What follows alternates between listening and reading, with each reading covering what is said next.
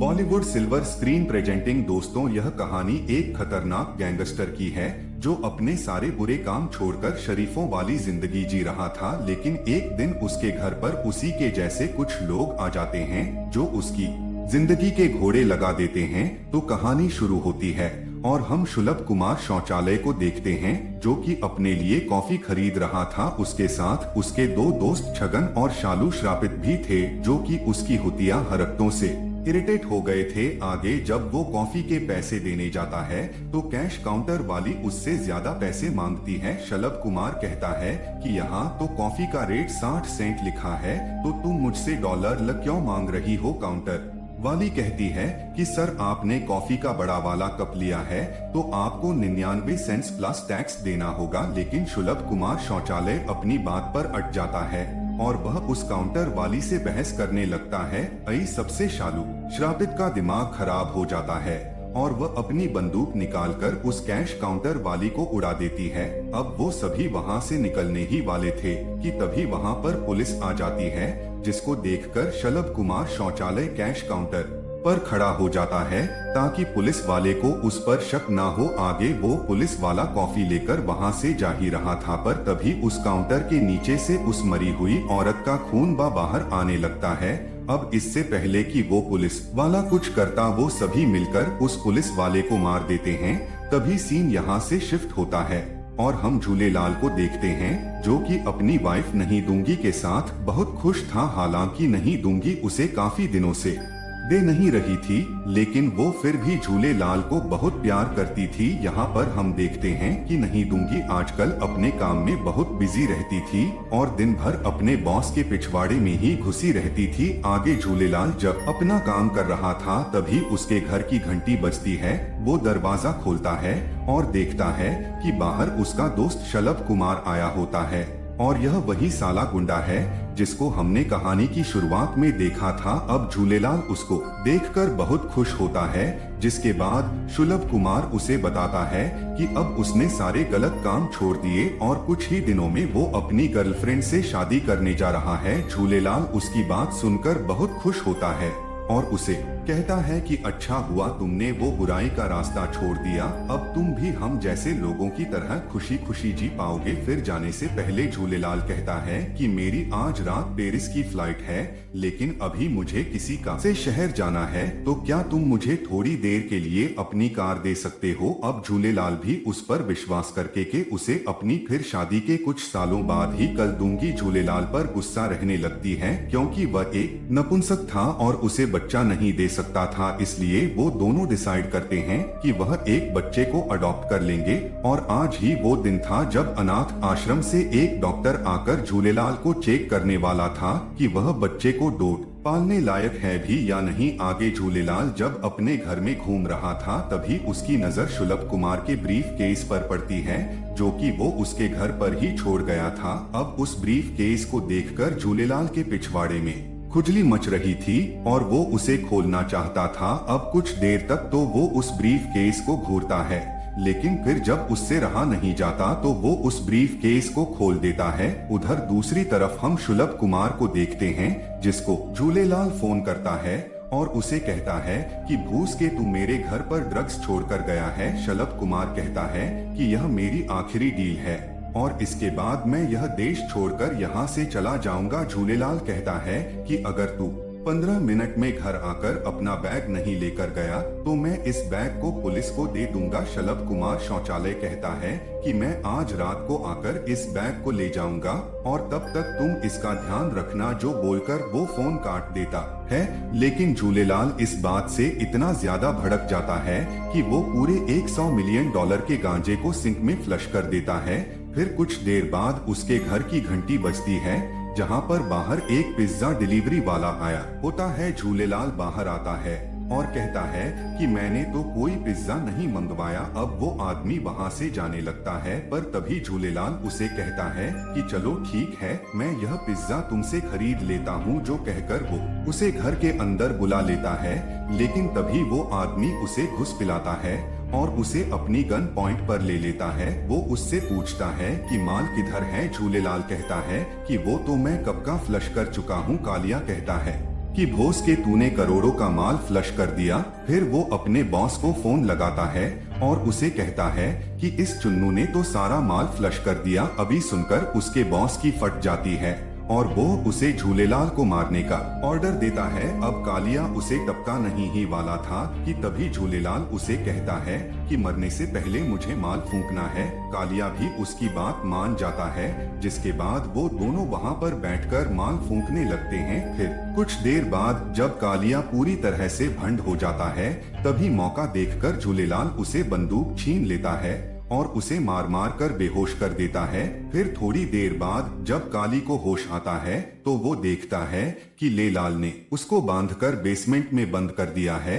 वो उसे कहता है कि भोसरी के जो काम तू अब कर रहा है वो काम मैं बचपन में करके छोड़ चुका हूँ। तभी फिर से उसके घर की घंटी बजती है और जब वो गेट से बाहर देखता है, बाहर वही डॉक्टर होता है जो अनाथ आश्रम से झूलेलाल को चेक करने आया था। अब उसके अंदर आने से पहले झूलेलाल पूरे घर की सफाई कर देता है ताकि डॉक्टर को उस पर शक ना हो। फिर डॉक्टर घर के अंदर आता है और उसे बताता है कि बच्चे को अडॉप्ट करने से पहले मुझे तुम्हारे कुछ टेस्ट लेने होंगे और अगर तुम इसमें पास हो गए तभी तुम और तुम्हारी पत्नी बच्चे को अडॉप्ट कर सकते हो। आगे वह उससे कुछ सवाल पूछने लगता है, पर तभी झूलेलाल की नजर सामने पड़ी हुई कालिया की गन पर पड़ती है, जिसको वह उठाकर तुरंत फ्रिज में छुपा देता है। उधर दूसरी तरफ हम शानदार मालदार शालू श्रापित को देखते हैं जो कि सुलभ कुमार शौचालय का पीछा करते करते झूलेलाल के घर तक आ जाती है। वो उसे कहती है, तो तुम ही हो सुलभ कुमार के दोस्त झूलेलाल। झूलेलाल उसे नीचे से ऊपर तक देखता है। क्या माल है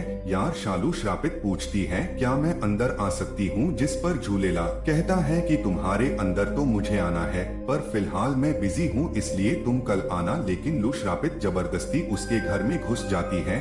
फिर वो डॉक्टर के पास आती है और उसे कहती है कि डॉक्टर साहब, मुझे एक बीमारी है। जब भी मैं आप जैसे हैंडसम और दमदार आदमी को देखती हूँ तो मेरी गुलाबी बिल्ली गीली हो जाती है। अब ये सुनते ही डॉक्टर का लोहा गर्म हो जाता है, लेकिन फिर वो जैसे तैसे करके अपने आप पर कंट्रोल करता है। उधर झूलेलाल को सुलभ कुमार शौचालय का फोन आता है और वो उसे कहता है कि कुछ भी हो जाए तुम मेरा माल उस शालू श्रापित को मत देना। जिस पर झूलेलाल उसे कहता है कि कौन सा माल? मैं तो कब का उसे नाली में बहा चुका हूँ। अब ये सुनकर सुलभ कुमार का दिमाग खराब हो जाता है और वो उसे कहता है कि भोस के तू चूया हो गया है क्या? वहीं दूसरी तरफ शालू श्राप डॉक्टर से गंदी गंदी बातें करने लगती है, जिसको सुनकर डॉक्टर खुद पर कंट्रोल नहीं कर पाता और वह सोचता है बस एक मौका मिल जाए इसे यहाँ पर घोड़ी बनाने का। लेकिन तभी अचानक शालू श्राप डॉक्टर से पूछती है, क्या तुम्हें इस झूलेलाल की असलियत जानना चाहते हो? डॉक्टर कहता है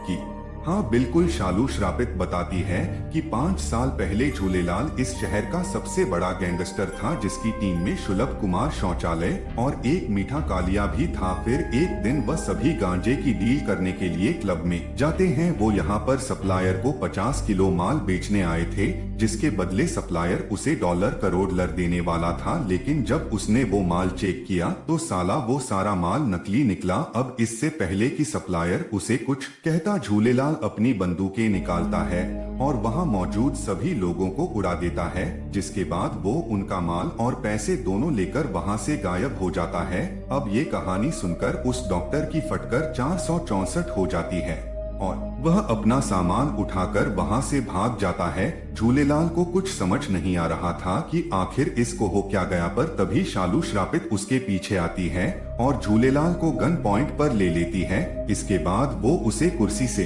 बांध देती है और उसे पूछती है कि माल कहाँ है? झूलेलाल कहता है कि मैं पहले भी बता चुका हूँ, सारा माल मैंने फ्लश कर दिया। शालू श्रापित कहती है कि उस माल को डाल तू अपनी गांड में, मुझे यह जानना है कि वो पैसे कहाँ है जो तुमने उस क्लब से चुराए थे। झूलेलाल कहता है कि मेरे पास कोई पैसा नहीं है, मैं तो एक गरीब आर्किटेक्ट हूँ जिसे अपनी पत्नी को खुश रखने के लिए गधे की तरह दिन रात मजदूरी करनी पड़ती है। शालू श्रापित कहती है कि मुझे पता है कि तुम कितने खतरनाक आदमी हो और मुझे हमेशा से ही तुम जैसे मर्द बहुत पसंद आते हैं। झूलेलाल कहता है कि शुलभ कुमार शौचालय ने शायद तुम्हें पूरी कहानी नहीं सुनाई। तभी हम फ्लैशबैक का सीन देखते हैं जहां पर हम देखते हैं कि जब झूलेलाल ने क्लब में सभी लोगों को मार डाला था तभी उससे गलती से एक प्रेग्नेंट औरत भी मारी गई थी। अब इस बात से झूलेलाल को इतना ज्यादा पछतावा हुआ कि उसने फैसला कर लिया कि वो गुंडागर्दी छोड़कर एक शरीफ इंसान बन जाएगा। अब शालू श्रापित को उसकी किसी भी बात पर यकीन नहीं होता और वो उसे कहती है कि तुम्हारी एक गागा टचिंग स्टोरी सुनकर मुझे कुछ फील नहीं होता, लेकिन अगर तुमने मुझे पैसों के बारे में नहीं बताया तो मैं तुम्हारे साथ यहीं पर ही मजदूरी करने लग जाऊंगी। झूलेलाल कहता है कि तुम्हारे जैसी कमीनी लड़की के साथ मैं मजदूरी तो क्या, तुम्हें तो मैं अपना नुनू तक हाथ नहीं लगाने दूं। लेकिन तभी शालू श्रापित झूलेलाल की वाइफ की फोटो उठाकर उसके सामने रख देती है, जिसके बाद सबसे पहले वो उसका मुंह में लेती है और फिर जब झूलेलाल का मूड पूरी तरह से बन जाता है तो शालू श्रापित उस पर चढ़कर उसके साथ दबा दबा मजदूरी करने लगती है। हम देखते हैं कि झूलेलाल ऐसा नहीं चाहता था क्योंकि वो अपनी वाइफ से बहुत ज्यादा प्यार करता था और उसे धोखा नहीं देना चाहता था, लेकिन शालू श्रापित भी कहाँ मानने वाली थी और वह खुलकर उसके साथ मजे करने लगती है। अब ये कार्यक्रम जोरों शोरों से चल ही रहा था, लेकिन तभी पीछे से कोई शालू श्रापित को गोली मारकर उसे वहीं पर ढेर कर देता है। तभी हम यहाँ पर इनके ग्रुप के तीसरे मेंबर छगन को देखते हैं और यह भी यहाँ पर झूलेलाल से माल लेने आया था। फिर वो अपना हथियार निकालता है और झूलेलाल से पूछता है कि जल्दी बता पैसे कहाँ पर है और अगर तूने नहीं बताया तो मैं तेरे शरीर के टुकड़े कर दूंगा। अब वो उसे मारने ही वाला था कि तभी वहाँ पर पुलिस आ जाती है। छगन को लगता है कि शायद पुलिस झूलेलाल के घर पर आई है, इसलिए वह खिड़की से बाहर देखने लगता है। वहीं झूलेलाल जल्दी से अपने आप को कुर्सी से छुड़ा लेता है और एक फ्राइंग पैन लेकर वापस उस कुर्सी पर बैठ जाता है ताकि छगन को उस पर शक ना हो। फिर छगन उसके पास आता है और कहता है कि पुलिस तो किसी और को पकड़ने आई थी। अब वो फिर से अपना हथियार निकालकर झूलेलाल को मारने वाला था कि तभी झूलेलाल उसी फ्राइंग पैन से उस पर हमला कर देता है और उसे मार पीट कर उस पिज्जा वाले कालिए के पास लटका देता है।